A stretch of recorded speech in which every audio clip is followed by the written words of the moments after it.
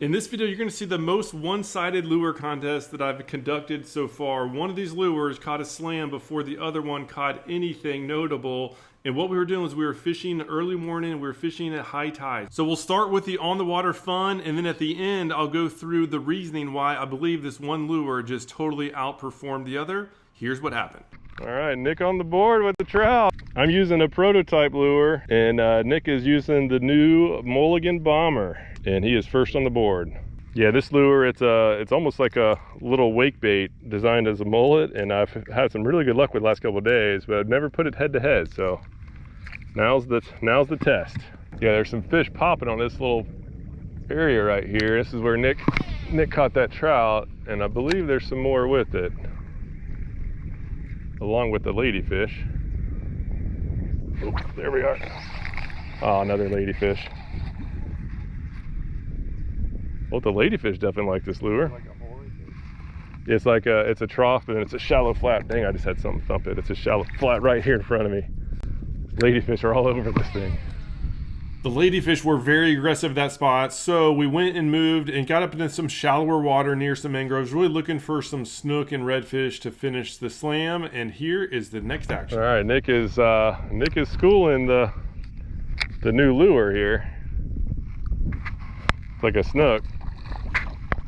Not a giant, but you're 2/3 of a slam. All right, well, this lure is just apparently too loud for these conditions. It's a lot calmer than planned, so I'm gonna make a switch. I'm gonna go to the tweaker, and then we'll see how that does against the bomber. Here's a look at the Polk County tweaker. This is a great darting lure, has great action. I have it rigged on a lightweight weighted hook to be able to skip under the mangroves. I was very curious on how this one would do. Nice. Nick is on again. All right, nice snook there. That bomber is getting the job done. So we continued fishing maybe another 15 minutes, and Nick got a couple more strikes, whereas I wasn't getting much action at all. So I was like, if he gets anything else, I'm making the switch, and then this happened. Oh, so Nick, oh, nice red. We've been buzzing along. He has literally now caught a slam in my face, and I've caught nothing other than a ladyfish. Nice work. Heck yeah. Solid red.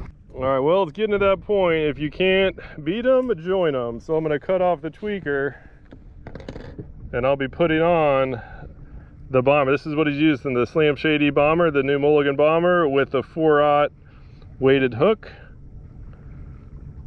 And let's see if we can finally get on the board with something other than a ladyfish.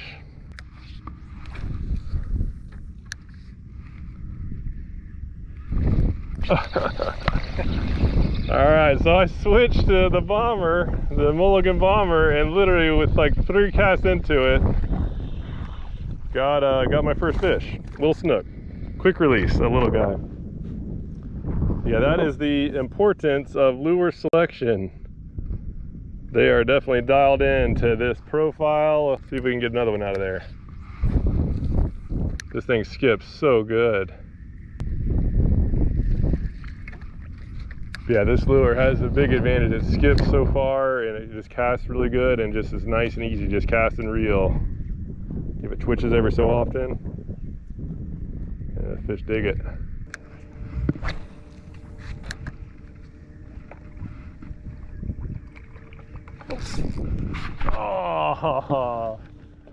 Oh, I had like the perfect cast too. Oh, I was just thinking that cast deserved a fish, and then I felt that thump. Let's see if we can do it again. Oh, I love how good this thing skips. Oh, it hooked. There we go. Oh, missed him again. Dang it. All right, third tries a charm. Oh, that might not have got far enough. Oh my gosh, he hit it again. All right, now I gotta get this fish. Missed him 3 times up in there. It's probably a small snook.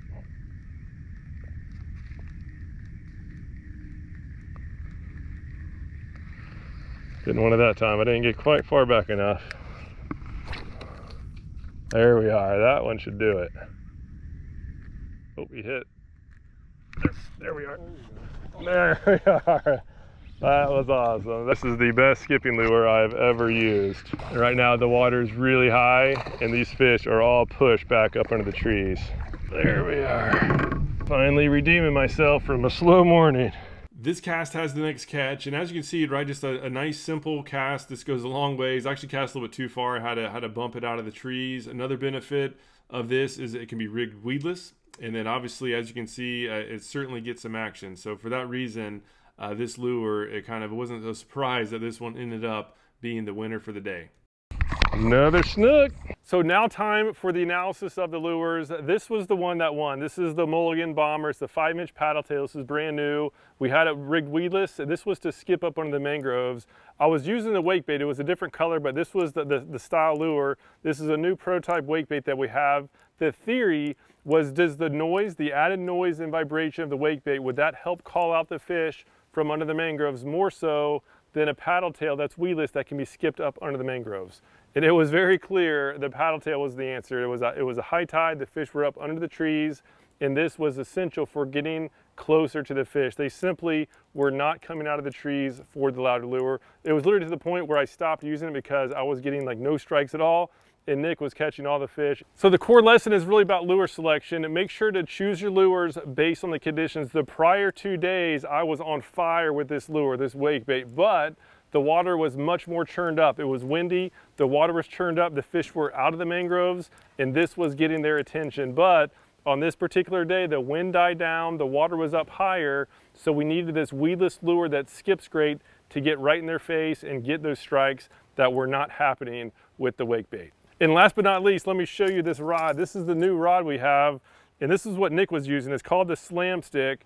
So Nick doesn't do much inshore fishing at all. This was actually his first time ever skipping lures up under mangroves, and it was really cool that he caught a slam his first trip. He does a lot of offshore fishing, so he's bottom fishing, not doing a lot of casting. And so with a good rod like this and a great skipping lure, even people who don't do a lot of skip casting can have great results. So if you need either a great lure for the fall, this thing will be great all season long, or you need a good rod that can get consistent results with lures, I'd recommend checking out this Slam Stick. And if you want to do it, get the Fuego. We have it as a combo, and it's so lightweight that even if I drop it in the water, it'll float. That way we never lose our gear again. Any questions at all? Comment down below. Links to all these items will be down in the description section. And as an Insider Club member, you get 20% off or more on all the items that we talked about. Thank you so much for watching. Hope to see you again soon.